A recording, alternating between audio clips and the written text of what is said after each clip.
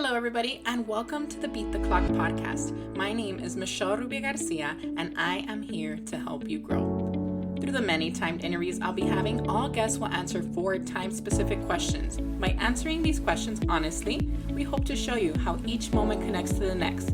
Whether they are entrepreneurs or thought leaders, all are invited to sit down, chat with me, and show you a realistic depiction of success.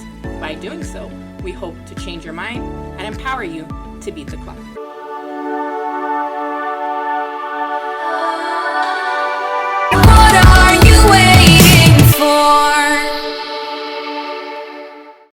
Hello, everybody, and welcome back to Beat the Clock. My name is Rubio-Garcia, but to some, I am known as the Victorious MRG, and I just want to take a second to kind of thank you for this gift of your attention.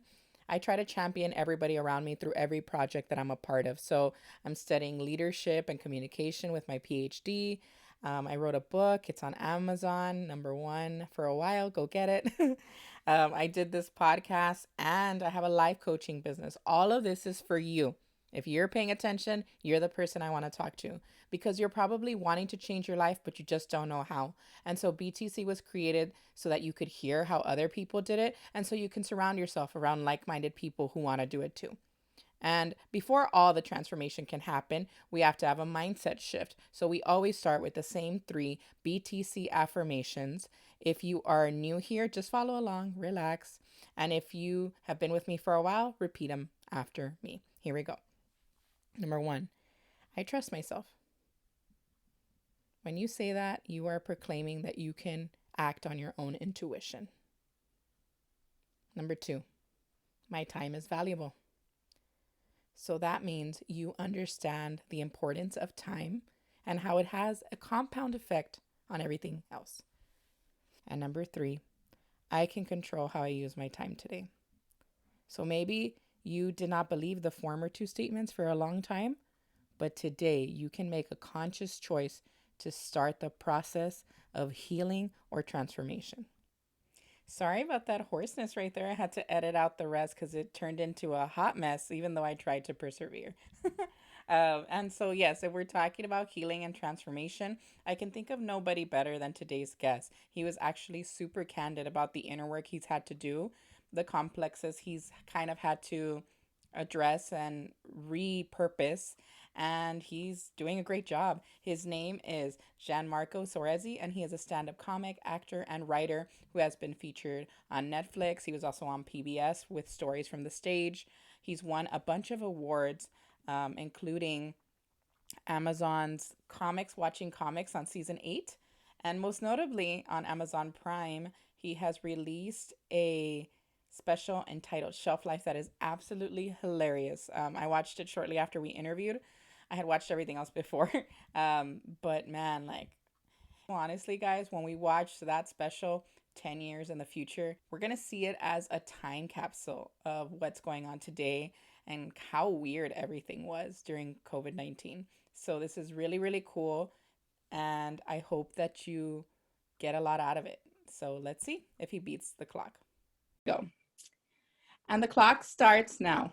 Hello, everybody, and welcome to Beat the Clock. We are here with Gianmarco Soresi.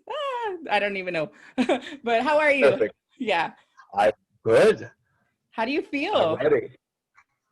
I feel all sorts of things. I just had like a big project come to an end, and there's excitement immediately replaced by a vacuum of now what's next. And that's scary. As it's getting colder outside, I feel the sadness of the cold, and you know, things are opening up, but every time I read the news, the numbers are rising of coronavirus, and I'm like, there's a crash coming, and the election is next week. It is a stressful time. It is, to be a human being. And so, despite all that stress, I want to say that you're bringing me happiness right now, and you're one of like the rare, joys and all that shit show you just talked about. So thank you so much for sitting down with BTC. And you just had your own, like you said, major project. It's called Shelf Life, right? That's the one you're talking about? Yes, it's called Shelf Life. I filmed it outdoors in a courtyard in Brooklyn for a socially distanced audience. and we just released it on Amazon Prime.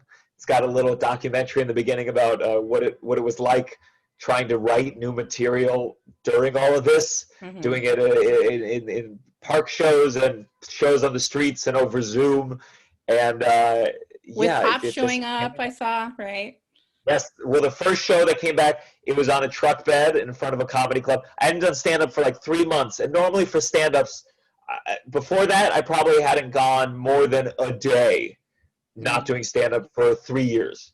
So it was, I went up, I was weird and shaky, and like, it's already a weird profession, and when you can't do it, you're like, oh no, it's all gone. I did one joke, it bombed, then the cops showed up, they shut down the whole show, and I didn't know when I would perform stand-up again. I was like, that was it, that was my taste, and I walked home in shame. But you're here. But you're here, and you're promoting it, and it's going to be awesome. Yes. And so before we jump into the questions, what I like to do with every single guest is I like to kind of get to the core of who they are. It's like trying to be meta, but I guess whatever. So when you remove all those labels, actor, comedian, everything, you were a musical person at one point. So when we remove all that, who are you? And honestly, you're the first person that I can't get the full phrase. It's so weird. I've like labeled people, you know, like an adventurer, victorious warrior or whatever. But with you, I just couldn't like nail it. And I think that's actually really special. And so for me, I guess if I had to describe you, you would be like observant and self-aware. That's all I could muster. Yeah, so I think the word you're looking for is Jew. So I am a Jew, and maybe that's what it is. Yes, I think I'm a mix. I tell people about like I'm an extroverted introvert, which basically means just like I go back and forth between all. There's a part of me that's really like a homebody, and I want to be tucked away, and then there's other times I just want to be the center of attention. Yeah. And I crave it. Even when I was a little kid, I had divorced parents. They got divorced before I was 1, and I would dance in the living room with them. And even at that young age, I said to them, we need to get our living room on a stage so people can see this. And so from the beginning, I don't know, maybe it's because my parents were divorced, maybe I was already fucked up at the age of 3, but like I had a desire for people to see me experience joy. And that is a weird thing. It's a weird thing, and it's permeated I knew I wanted to be a performer from the beginning. Yeah. And I don't know what that impulse is of a desire. Like, I don't want to be I never wanted to be like a reality star. I want to feel like I earned the attention I get. And that's just who I've been forever. And so, I mean, it's because I was looking at everything, and like even in everywhere in your website, it's like sign up for my humble email list, and then like in your bio, it was like all these little quirks, and it's like you knew that it was formal and you had to do it, but you were also like, whatever. So I really like that dichotomy that you're talking about, because it's like, you know, the game, and you're under no false pretenses that you're coming into this game as is with who you are. And it's like, yeah, I'm going to do this, but I'm going to do it my way. And I really like that. Sure. I appreciate it. Well, you asked me earlier, I said that I have a BFA in musical theater and a PhD in imagination. And I have other jokes throughout my bio, some of which are real, some of which are a joke. But it does give me issues. I've been I did like a news spot the other day, and they asked me about a joke, and the joke's not real. But they asked me about it, like, so what was that like when that happened? And you're like, so I think as a comedian, the comedians I really admire, one that comes to mind, his name's Anthony Jeselnik. It's like someone who never really presents themselves publicly. Like, they have friends, obviously, they go to family gatherings, but like everything has a little bit of their comedic energy or persona. And I admire that, because I think that's what I'm selling. And it bothers me. I think this is why we get bothered when celebrities are like, I take responsibility, vote right now. It's kind of like, that's not why we talk to you. You're betraying the reason I follow you. Yeah. So I think you should, for me, I want to have a little bit of comedy in everything I do. and that will be hard, I'm sure, in certain scenarios. But I think that's what I am. Yeah, I and like, again, yeah, you're like aware of the environment, but then you're gonna do your own spin on it. And Anthony Jeselnik is actually like with the he has a bunch of punchy one-liners, right? And he like usually yeah, wears black. Yeah, I know who you're talking about. Yeah, he's yeah, very yeah. he doesn't play by the game, and he's gonna do it his way. So yeah, you're definitely in that spirit. And I don't know, I just feel like you know exactly what you're doing at all times, even if it is comedic. Like you know exactly, you have a handle Appreciate on it. it, and it's really cool to see. Most of the time, I fuck up now and then, but I appreciate that it's coming off that way. That's the Cool. goal. Cool. Yeah. Well, mission accomplished. So let's just jump into the first question. This is where I start timing here. You ready to go? Uh-huh. Okay. So who were you? Like you said, you were already touching a little bit on that. So you said you've always felt like you needed to be a performer. So what was that kind of arc like growing up? I think it was like it was harder in the beginning in middle school because there was not an avenue for being like a theater kid. It wasn't until I got like to 8th grade or high school that there was like its own community I could thrive in.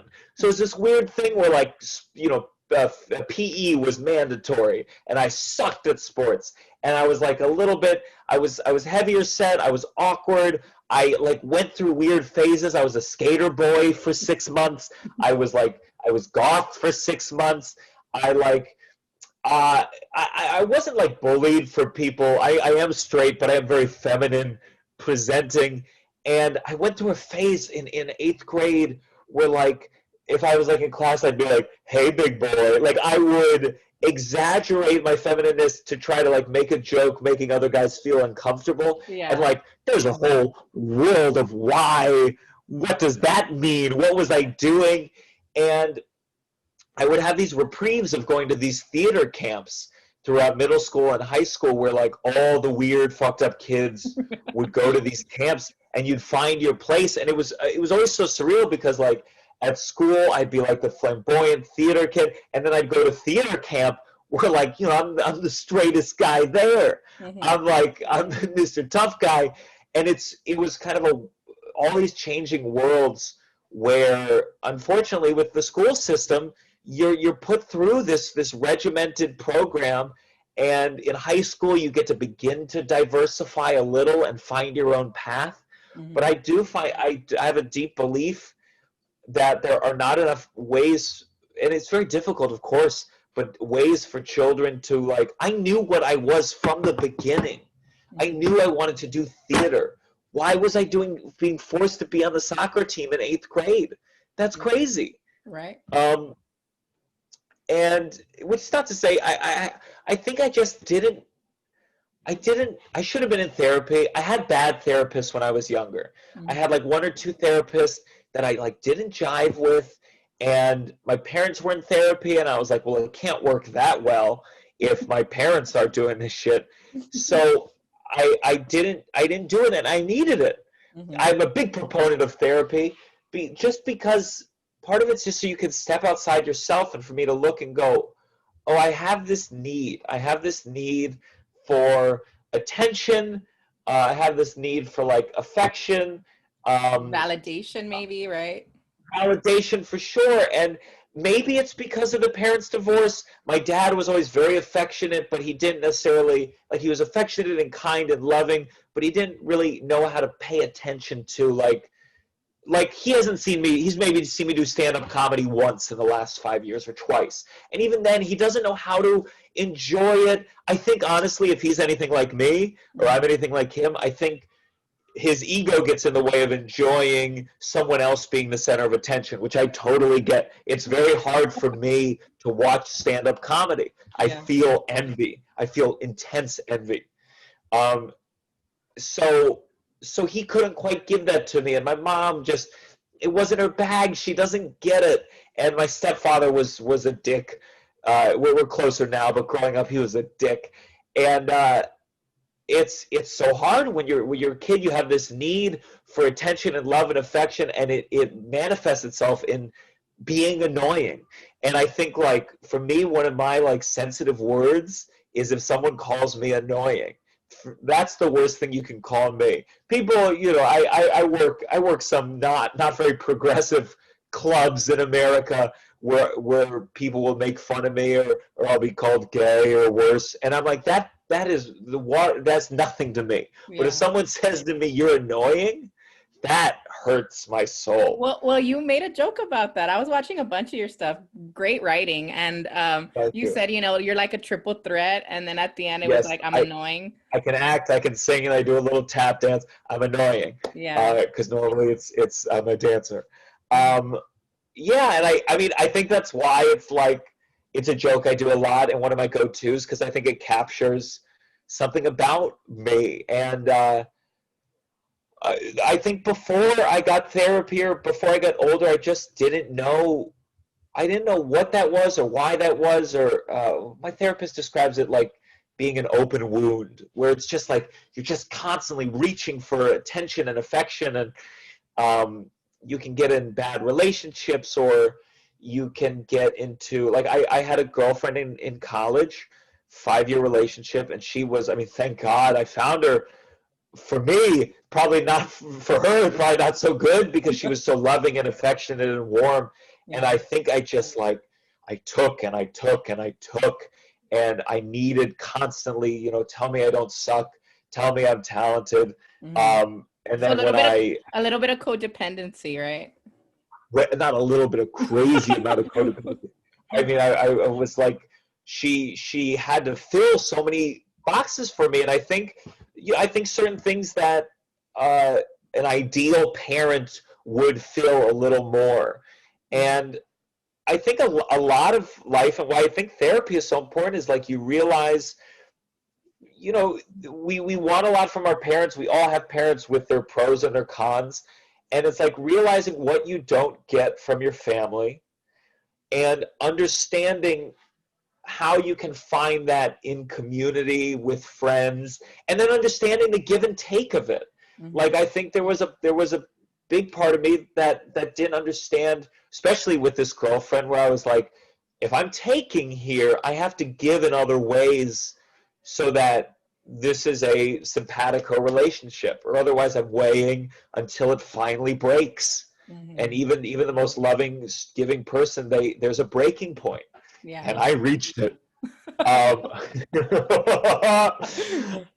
um, so there's just so much of not knowing why you need this attention and this love, and it's very hard when you don't get it from your parents. I think like we often talk about privilege, and I have many privileges in life, but I think there's sometimes there's a privilege of you have parents who give you that affirmation.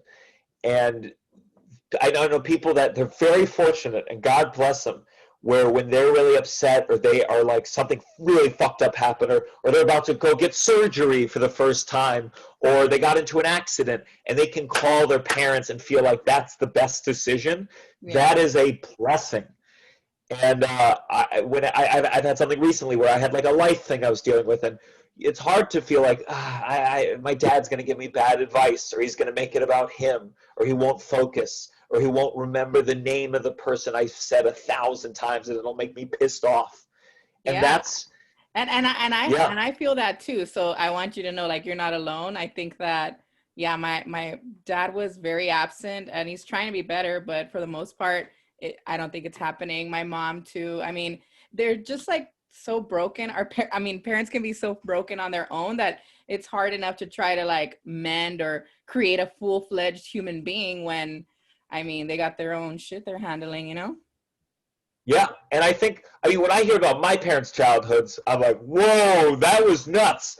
I got like, for me at least, I got like whenever you see like a Eugene O'Neill play or some August Osage County, like I got this the next generation of Hmm. like they didn't hit me, they didn't hit me or anything, but you need help. You need someone to say, hey, that is fucked up. Let's figure out a way to feel better about this, so you don't keep going to the same poisoned well for all your water. Yeah, or like for me, it was like, I can't call my parents either because they're gonna beat me over the head and I'm already like in a ditch somewhere. And Yeah. yeah, my husband had that. Like, he can call his dad, and his dad will be like, it's all right, or whatever. And then I'm like, you have no idea how hard that is for me. I don't even know if I'll ever get it. And he was kind Yeah. of like thrown off, but totally, like, that's a big blessing that people take for granted. And the effects of it, yeah, by and large, they're like massive. I think that's why I work so hard too in my life. When you boil it down, we're just trying to satisfy the inner child, right? Sure. Yeah. And so we did you hear it? Did you hear the buzzer? I Okay, did. cool. No, I did hear it. So let's like also bring it up to like I guess college and to now, just real quick. So you have a BFA, Sure. you said, in musical theater. So I went to college for musical theater. I was like obsessed. I was in love with singing. Um, I I hit a wall. Mm-hmm. I like went to college and I knew my path. I met this teacher, and I've had a lot of relationships with teachers who I think have been guru-ish or like entered the level of, if you look at any cult documentary, it didn't go to that length, but you see the level of like, oh, this person has the answers. Yeah. And in this case, I I'm not going to put all the blame on her feet, but it's like she seemed to have the answers that if I just listen to her, I will be and undeniably one of the greatest singers in the world. And I put in the time. I put in the time of training and practice. I'd been a lazy kid growing up, and like when I found the singing, I was like, I'm just going to practice 3 hours a day, and I will be unstoppable. I'll never crack, which is the thing, where you hit a high note and you go, ah, ah, ah. And I was like, it'll never happen to me. And I believed in it, and I hit a wall where I did not become that singer. I think there was a certain reality of just like my genetics, my DNA. There's a wall where I wasn't going to be what I dreamed of being. And one of the hardest things in life is letting go of a dream you're never going to have. My sister's a dancer. Dancers have to deal with it a lot sooner. Some arts careers, you can go your whole life holding on to a dream you're never going to achieve, and that's very scary. That's very scary. I get scared when I see the people back in the day on American Idol who are like, no, I'm great, I'm going to be a superstar, and then they say like this, and you go like, oh, that's scary. They don't see that that's impossible.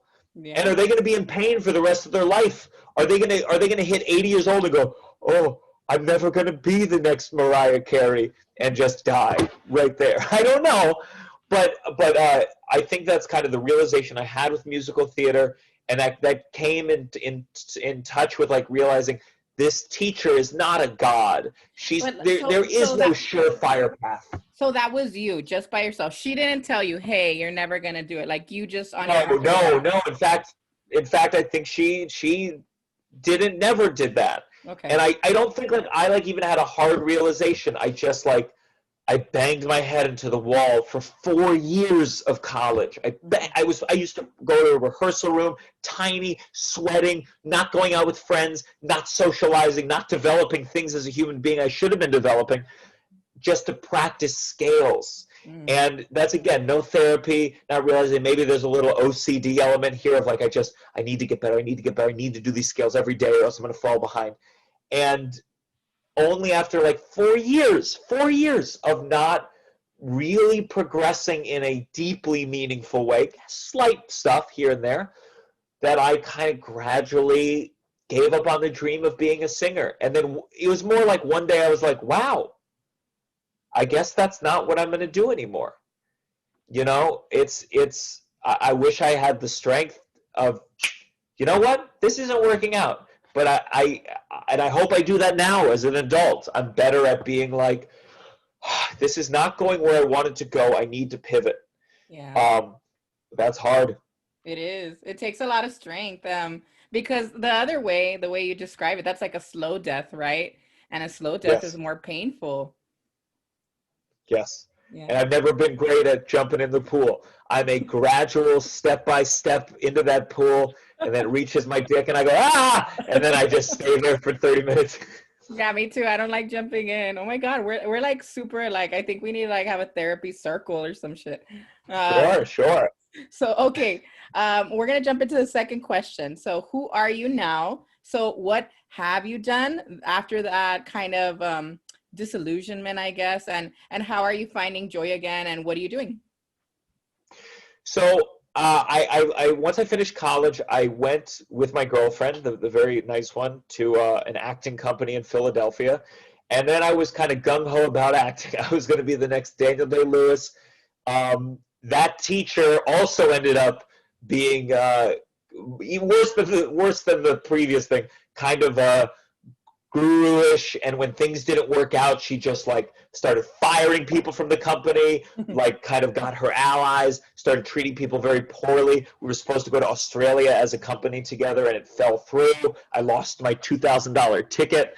And I was fortunate in that I was not in the line of her fire, but it was rough nonetheless. So the relationship broke apart. We were close for a while, but she moved to LA. I moved to New York, Mm-hmm. and I started what I thought would be, the acting career. And it was very challenging because I moved to New York kind of with no leads, no industry leads.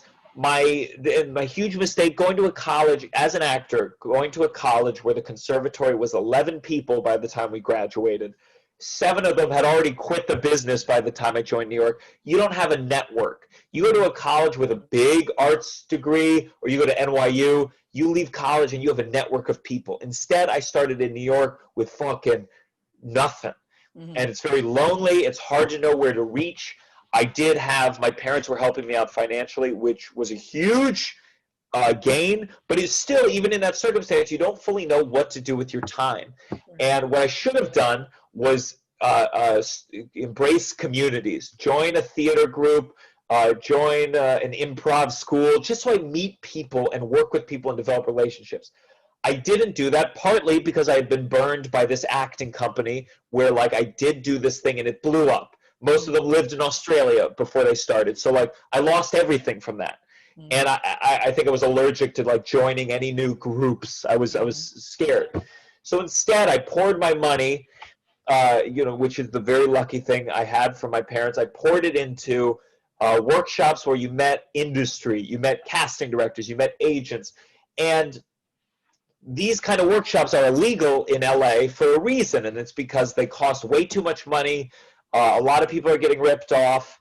And I think, in a certain extent, I got the best. I got scammed a little, but I did get some things out of it. But what I did not get was community and friends and connections. And add on top of that, that girlfriend who had been this support system in my life for so long ended up, kind of cutting the cord and married someone else in a way that, like, for me, that was like the most devastating thing in my life. Yeah. And that, coupled with a lack of community, coupled with not being in therapy yet, it was in this industry where your time is very much not rewarded, and you can work tirelessly and work for free and do this play for free, and it doesn't amount to anything. Like, people will tell you constantly, they're like, hey, if you keep working, you keep up this work, it's going to happen eventually. And that's not true. You have to work smart. And it's scary. And as an actor, you take acting class and you see these 50-year-olds who are in the same position you are, and they've been doing it for 25 years, and you go, this is a scary industry that does not take care of you. And so I was pursuing acting for a long time, and I was kind of borderline. I would do some projects on my own, but sometimes I'd fall in line and try to go the TV route, and you go like, well, it's just, you don't get an audition for 7 months. I was a commercial spokesman, and I was like, it's happening. I'm making money, I'm getting meetings, and then it disappears. And it's the traditional actor story that you hear all the time, and you just can't understand it until you're living it, where you go like, what happened? I was working, and now I'm not working, and I don't know how to change it. I don't know what happened. And luckily, I kept doing things. I ended up writing a play that had a lot of like monologues where I was comedic and I was storytelling. And thank God I had a producer friend in my life who, I'd always liked stand-up comedy. I had dabbled in it. And she saw me do this, and she was like, you should be focusing on this. It was the off-Broadway one yeah, it ended up going off Broadway. It started at the Fringe Festival, which used to be every summer in New York. Mm-hmm. And this friend gave me being a stand-up comedian is a different lifestyle, and it involves like being out every night, every night. And I was a homebody. I was just a little bit shy. I think I hadn't developed a lot of people skills, partly because I had been in that relationship for college, and I didn't go to parties in college. I didn't figure out how to go out and make conversation, and I was always like a late bloomer in life, so I was stunted. So bottom line is I like got into stand-up comedy. I I had certain skills. I knew how to perform. I think I have a funny bone, but I didn't know how to write. But I had enough feedback of things working out that I also realized, like, oh, what do I need as a person? What do I need as a human being? I do need constant feedback, whether for good or bad, therapy or no. I have a need for like constantly me putting it. I'm not going to be a novelist anytime soon. I cannot go away, come out in 3 years, get my feedback, go back. I need it constantly. And doing comedy, stand-up comedy specifically, that's kind of the name of the game. And I enjoyed the competitiveness of it. I felt like I was good. Unlike singing, it felt like, oh, I think I can be excellent here, and I want to be excellent at something in life. Yeah. And that coupled with therapy, back to the original question, it's like I think I take more time to be aware of what makes me happy, what am I good at, uh, and I think I'm better at reassessing those things constantly. But it's always hard. Yeah. It's always checking back in, and coronavirus was a huge challenge, because all of a sudden it's like, is stand-up comedy going away? Um, if it is, part of me is like, I refuse to accept that. Yeah. But it's like, okay, it's definitely being reduced, and it's definitely going to get harder for a while. Everyone's moving down. Clubs that I might have headlined this year, now they're going to be headlined by someone bigger, because someone bigger is moving to their club, and blah, blah, blah. So it's like, okay, I have to be creative. I have to learn how to use TikTok. I have to maybe do a podcast eventually. But that's why I released this special. Luckily, I had a friend in life who was like, I want to produce a special.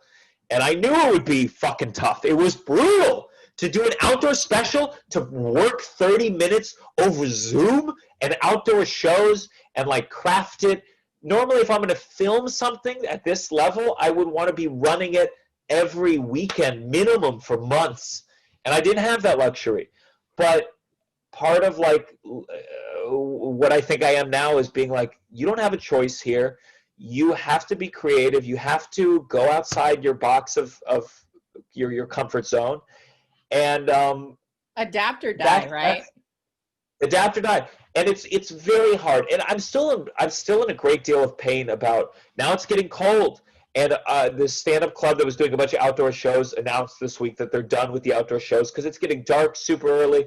And I'm sad. And I miss it. And I'm going to have to like figure out who books shows in Jersey where they're doing shows, who books shows in Connecticut. I'm going to have to travel more. I might have to go back to doing more Zoom shows. I might have to figure out new ways to test material. But I think I'm better at not waiting.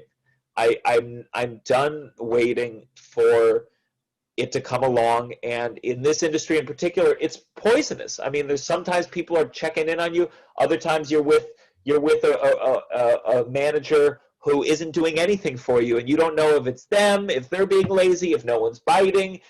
But I'm done waiting. I'm gonna challenge myself to be assertive and act as if no one helps me out with anything, can I be proud of what I'm doing on my own and feel excited about it and happy about it and find the joy in that work, because you can't rely on the joy. And this is not to say that I'm some monk about this, but I know that you can't rely on the joy of the success others give you, because it's in and out, and it will be for the rest of my life. Well, those are like really, really good things to realize. I know they're hard to swallow, but Yeah, I saw you did like a whole stand up on TikTok. You were like workshopping your jokes there. I saw Yeah, yeah, a bunch of stuff, and that's what I'm saying. Like I feel like I was gonna call you the shifter of awareness, and you kind of alluded to that because you were saying, I have to be perceptive when to pivot here. I have to know where to move here. And so I feel like it's kind of like a game, right? And if it's a game, you're trying to be a more aggressive player, like you're saying. yeah. And I think I was a perfectionist for a while in terms of like same thing with the singing, where like I did scales and not songs. As an actor, I did like a lot of like acting exercises. And even in stand up, I struggle where I like to write. I like to write new material and test it out and fine tune it.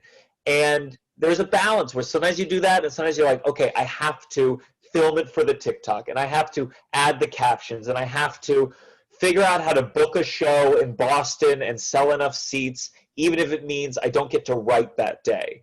And I think any artist, that's a balance you always have to fight. And there are times, especially with this special, this last month, I have written very little. And because it's like, well, I had to figure out the Amazon and like all the requirements and the closed captioning and the promo videos, and as the podcast, things like this would be a time I might have been writing otherwise. And there's an itching of like, you're not writing, you're not getting better, you're not figuring out stuff. And I'll have to go back, and then I'll have to constantly be realigning. And that's what you have to do, is constantly checking in on that. But I mean, even outside of a creative medium, I feel like even, something more business oriented or numbers oriented, whatever you want to call it, they're having to do that same thing. So right now with COVID-19, it's like everybody's doing that. And whoever doesn't master the art of realignment is gonna fall behind. So I think you're on the right track. I don't I know you're sad. I know you're sad. I know it's fucking hard. I mean, I say that like just chilling here, but I mean, you're doing the right things, even if it might Yeah. feel crazy. Yeah. Yeah. And Thank you. so third question. Yeah, you're welcome. Who will you be? So do you have plans for post-COVID life, or are you just trying to get through it? What's the vision here long term? It's very hard. It's so hard to predict what stand-up comedy is going to be. Uh, what I know makes me happy is stand-up makes me like viscerally happy. I'll be in a bad mood. I will not even want to do it. And like if I go up there and it clicks, I feel just so tremendous. And I know that I want that to be a part of my life always. And And I mean, I you did a news thing recently, and it was supposed to be, I think, a compliment. The this news anchor, or whatever she was, she said, yeah, comedy is like the cockroach of art forms, and that it never yeah, yeah, dies. yeah. And I was like, that's the most backhanded compliment I've ever heard in my life. Like, Yeah. So I think I think like comedy is always, and comedians were very kind of allergic to sincerity. yeah, So we shit on stand-up comedy so much.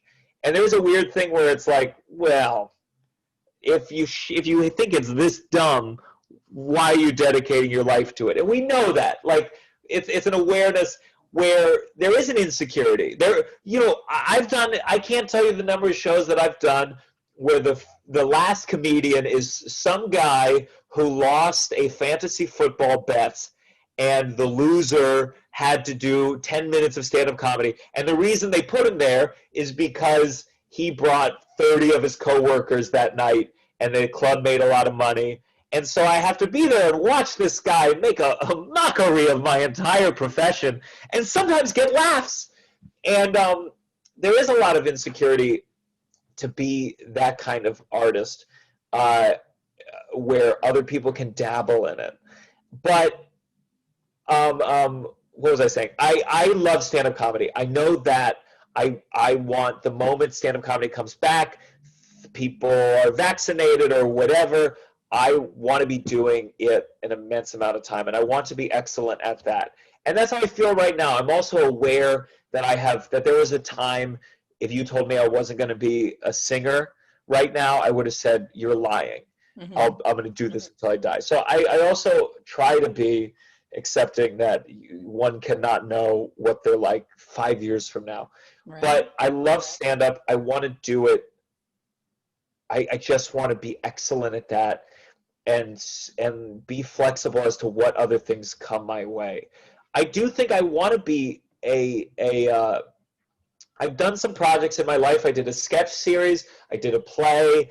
Was very much a producer on this Amazon special. And I'm like, I do want to create things.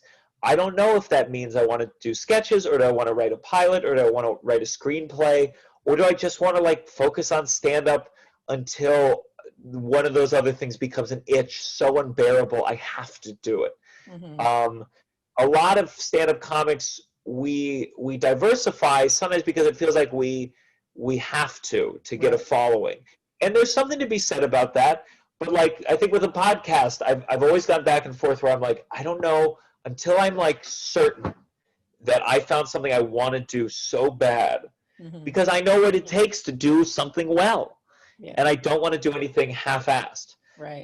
Especially a sphere like stand-up or like podcasting, where there's so many people doing this, and there's a lot of people doing it half-assed, and they're not going to get anywhere. You got to do it or you don't. Right. So the person I want to be is like someone who I have lots of role models and people like a John Mulaney, or an Anthony Jeselnik, or a Maria Bamford, or Dave Chappelle, where like They're also different. they're also different, yeah, but they're stand-up comics, and I think they are that in their guts. They do lots of other things, but I think like those are all four people who have like always been good at stand-up comedy. There's plenty of stand-up comics. The list is long of stand-up comics who got worse as other projects took over, or they just had less time to go to the club. But I want to be one who that is the thing I always return to, and build projects on the side of that as the main thrust forever, because I think I love it. And I think it's why coronavirus has been so scary. I mean, it's like, will we have large gatherings of people again? And I don't know. I'm hopeful, but that's what's been so challenging with it. But I know, obviously, that I can do outdoor shows. I can do Zoom shows. I'm a little tired of them, but I can do them.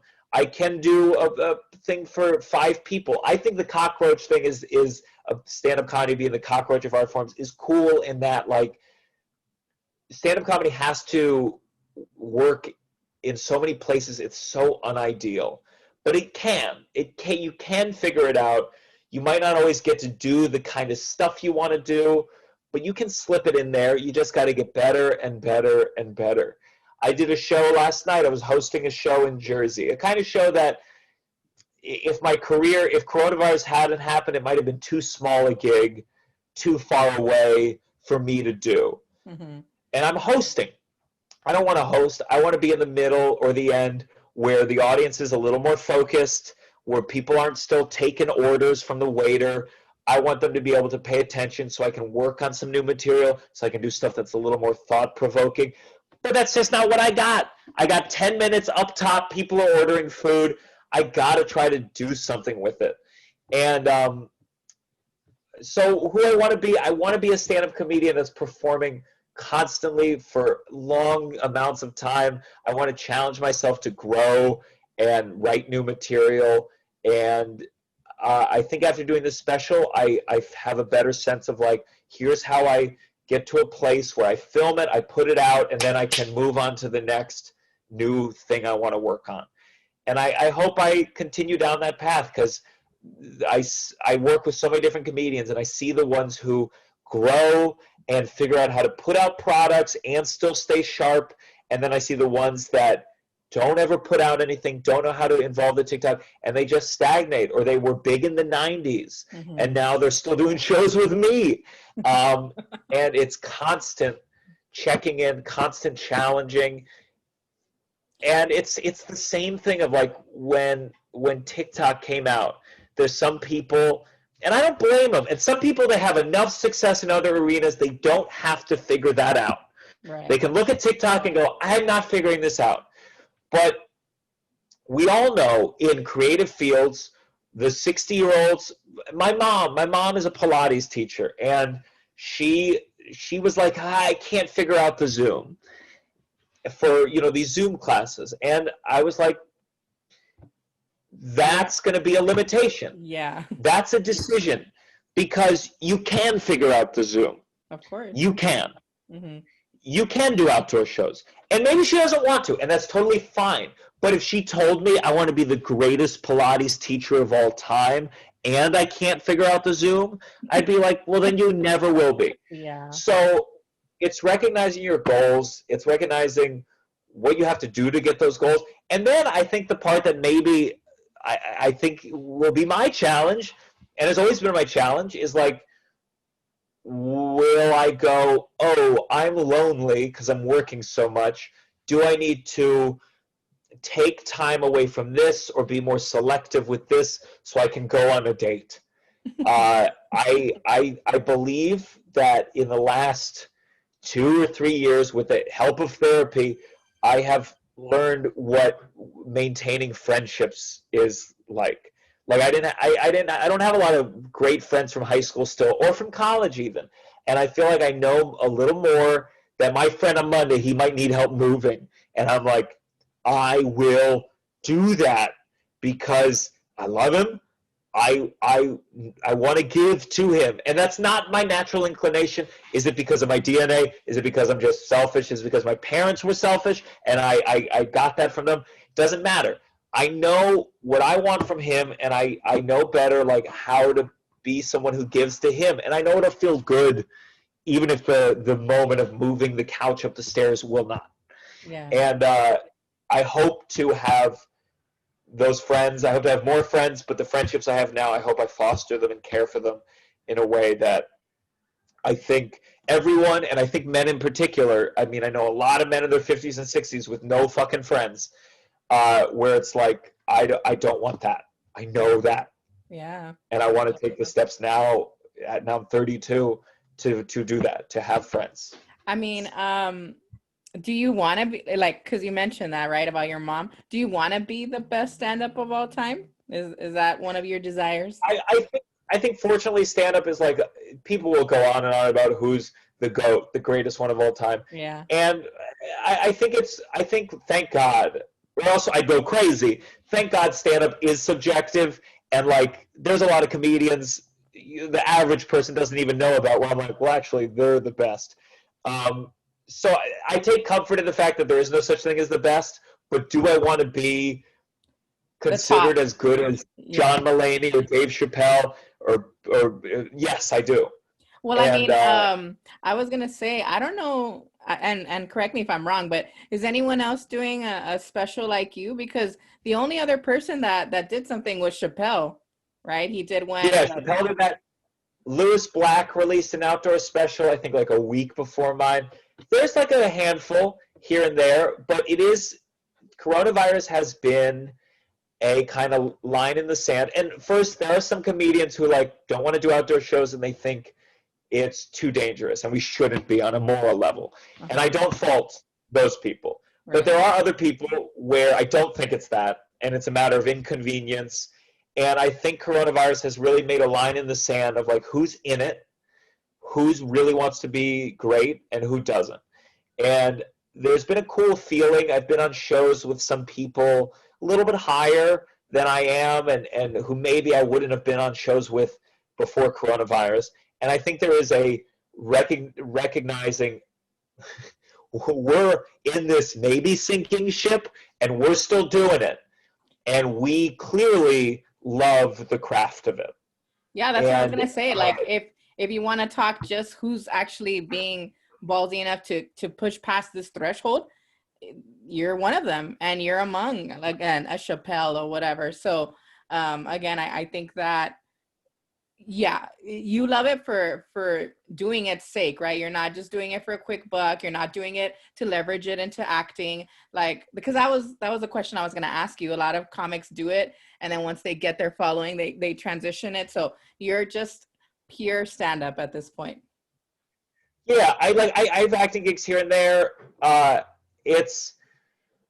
think there will come a time, if things go well, where I'll have more acting opportunities, and I'll have to make that decision. And I'm sure it will be difficult. Right. Like, again, this is if things go well. But, Mm-hmm. like, we're talking about, who knows, a TV show where at the base level you're making 20,000 a week, but maybe you think it sucks, or maybe you think it's like it'll get the kind of fans that you're not trying to write for. I don't know if I could be in some, like, the Big Bang Theory. I don't know if I would do that or not do that, or would it be a shooting schedule that I was too busy to do stand up. And even if you do those shows, the question is, like, well, when you wrap at 6 p.m. and your call time was 5 a.m., are you going to go to the club and run a set? And that'll be the thing. That'll be the question. And again, like, I don't pretend like I can know how that future me will behave, Mm-hmm. but I do know, at least in this moment, that, like, I love stand up, and I don't feel like I'm able to put out stuff that I think is bad. I don't think I could. I am someone who could put out an hour of stand up that I felt was undercooked and just, like, kind of mediocre. I don't think I could. I don't think I have that in me. And I think that will hurt me financially in a certain way. And then in another way, it's like, but it's good. I mean, I even hope I say that. your 10-minute sets, I mean, they're sharp. I mean, the Thank you. potency of the lines, like, you can tell there's a lot of thought behind them. And I say that because, not because I would like to try stand up, honestly, but Sure. I mean, I love stand up. I watch it all the time. So when I was able to book you, I was like, yes.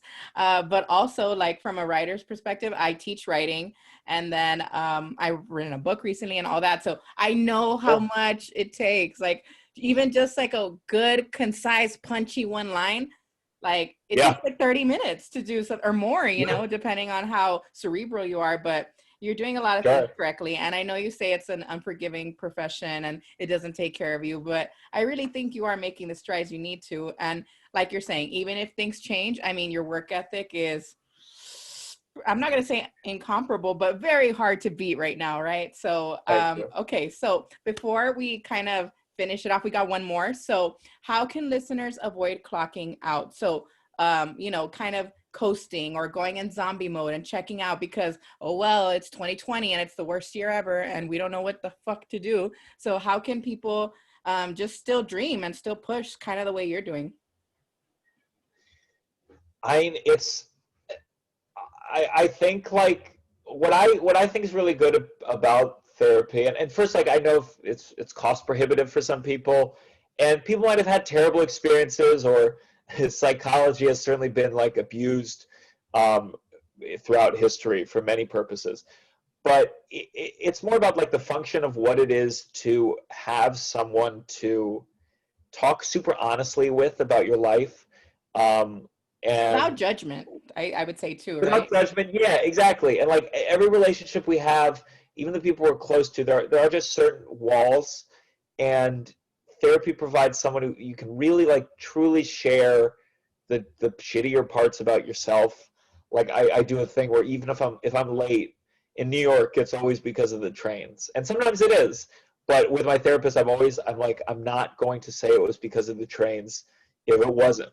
If it was because I just was, like, around the house and was like, I'm going to say that, because for me, it gives you that space where I get to talk about if I'm not feeling motivated, or I think just when you feel unmotivated is because we're drowning in fear, in, like, just feeling like I suck, or like there's no point, because it's just not going to be any good. And I have to battle it constantly because my means of, like, writing and getting my name out there are on social media and, like, Twitter. And, like, Twitter is something where you viscerally experience failure. I had 4 tweets today that failed, or friends of mine, or not friends of mine, that are, like, famous, or they have a million followers, and they release a video, and it's like brilliant, and it captures the moment, and in that moment it feels like I could never write that. I could never create that.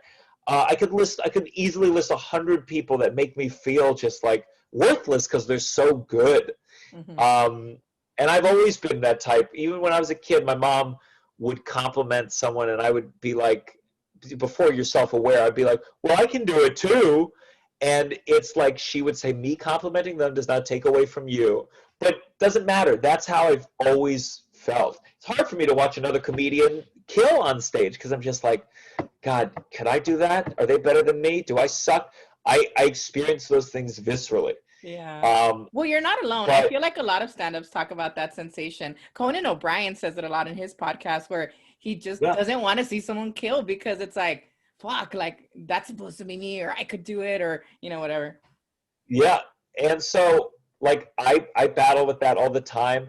And I think part of it is that like with stand up I found something that the doing of it brings me so much joy that it takes me out of that funk. That's why being an actor can be very hard because like your gigs are so reliant on other people. Stand up, it's easier for me. Like I could feel good even if I'm performing at a shitty like a rooftop of an ice cream store for 5 people. I make them laugh in that moment. I'm taken out of my tweets didn't do well, and I'm like I'm killing right here in this moment for these people.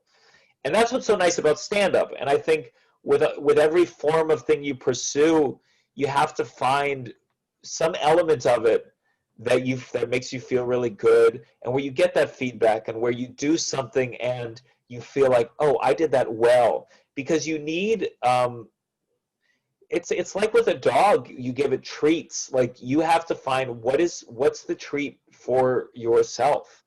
And for me, I'm lucky where the stand up and the making people laugh is the treat. And it's the thing that pushes me to go to fucking, this gig yesterday, it was like an hour, 50 minutes away. It was raining. It was in a tent that was heated, but it was still freezing. And it's like, the treat is when I went on stage, I had some jokes that did well, and I left feeling like, well, that was worth it. So I think that's what it is. I don't claim to know what that is for each different profession.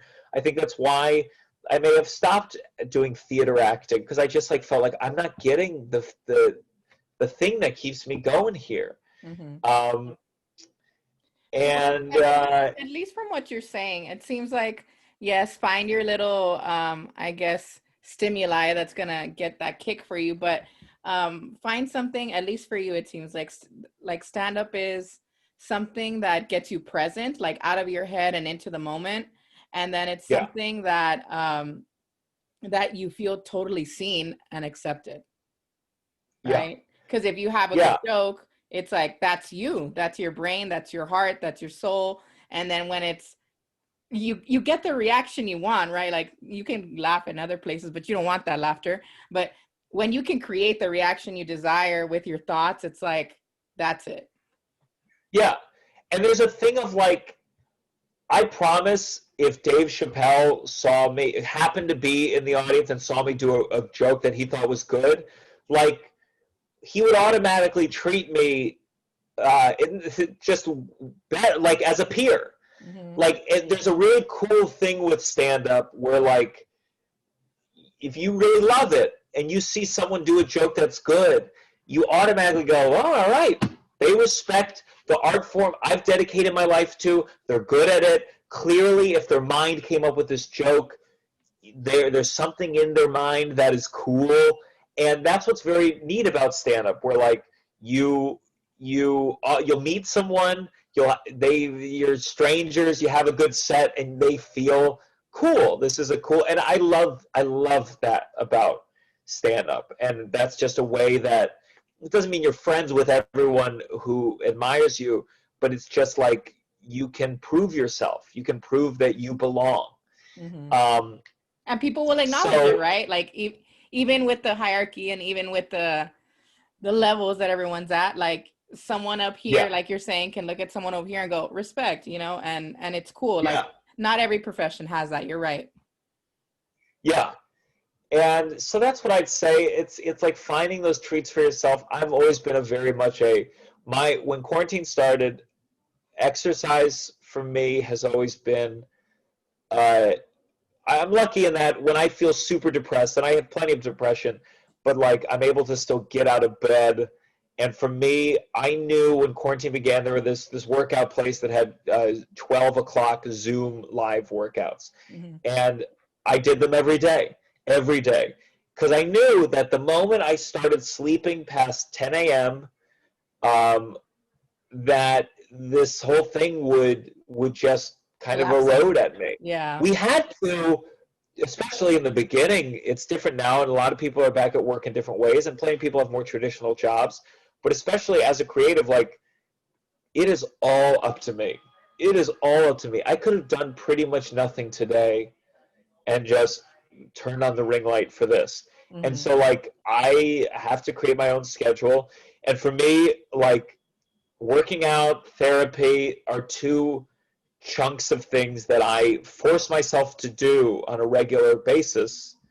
Um, and part of it is so because I want to be in shape. Part of it is so I work out anxiety, but part of it is just like, well, I have to get this done, which means I have to be up by then, which means I have to eat by this. And it gives just a little bit of structure Mm-hmm. in what can be a very amorphous life. So I'm all about that, finding hooks that get some kind of consistency and force you. Because I was a quitter. I quit a lot of stuff when I was younger, and that's the difference. When I was a kid, I told my dad, I want to quit the swimming team. The pool is too cold. I want to. I, I don't want to do karate because I don't like getting up at 7 a.m. on Saturday. And my dad, trying to be, I think, loving, would just be like, sure, no worries. Mm-hmm. And I regretted that, and You I would love to be a great you karate master now, you'd have to like but parent yourself now, right? yes, and I probably had to parent myself then, and that's the thing is that you know you can't know when you're younger, Yeah. but that's why you need to step outside yourself and say to yourself, if I was my parent, what would I tell myself to do? And you have to be your own parent, and you have to discipline yourself, and that's tough. It's super tough, but it's something, yeah. Like I wanted to sleep today after I got out of work, and I'm like, no, like what are you doing? You're gonna get to talk to somebody super cool. You're gonna get to like talk to somebody else after because I have something else after this. And it's like Yeah, you have to just ignore that, like, I don't even want to call it immature. It's just like that brokenness. You gotta just strive forward to try to make steps to make yourself a little more whole, just like 10% better every day or something like that. yeah. Yeah, so we're done with the interview. I don't know why I'm so red. It's because everything you're saying, it's like hitting me, and it's like, whoa, I'm I don't even glad. think I was this I'm red glad. like before. But um, so yeah, we finished and we're here. This is normally where we reflect and we talk about how you did with the timer. So you did not care about the timer, but to be No, honest, I did not either. That's okay. I think good, that good. what you were saying was like super important, especially coming from a male perspective and with the audience that I'm still, nurturing. A lot of people still are local, right? And so in my Hispanic traditional culture, guys don't talk about therapy. Guys don't talk about any of this. And so to hear you wear it so boldly and so enthusiastically is like very, very refreshing. And I just think that it's a very strong message that you're sending. A lot of your content too, like your jokes, they're about mental health. They're about masculinity, right? Because you talk about Yeah, the effeminate kind of thing a lot. And then you talk about your family. Like those are the three little nuggets or themes that I keep yeah, yeah, yeah. noting. And so those are the things that pretty much anybody can relate to, right? And anybody can learn from. Because even in a joke, you can learn, I think. So Yeah. yeah, what was that for? Like, I mean, you didn't care about the time, but were you thinking about it at any point, or you were just kind of going riffing? No, I was just riffing, you know, just trying to get my truth out there. No, yeah, and you did a really good job. So whoever is listening, I really, really like endorse, not that it's much of an endorsement, but I wholeheartedly recommend that you check his stuff out. Shelf Life, yes, but anything else. I mean, I watched a lot of your YouTube stuff before we jumped on the call, Thank you. and a lot of it's very, very good. So where can they find you? Where can they learn more about this stuff? And how can they get a hold of Sure. you? It's all my social medias. It's my name at Gianmarco Soresi. You can look at it in the thing, but it's Gianmarco Soresi. And yeah, find me at TikTok. I do the jokes. Twitter, I do the tweets. Instagram, it's Hosh Well, Smorgasbord. TikTok is all that spaz. Is that still the thing? No, I finally got Gianmarco Soresi. Okay, cool. Yeah. I Okay. liked all that spaz, but I got to make it uniform, so the Yeah. business card is as small as possible. Yeah. So thank you so much. I mean, this was a real Thank you. gift, and like you said, it was your truth. You hit some issues that maybe some people won't talk about, but you do, and because you do, they can. So thank you so much for this. Thank you very much. Yeah, we're clocking out here, but don't clock out in your own life, guys. Thanks.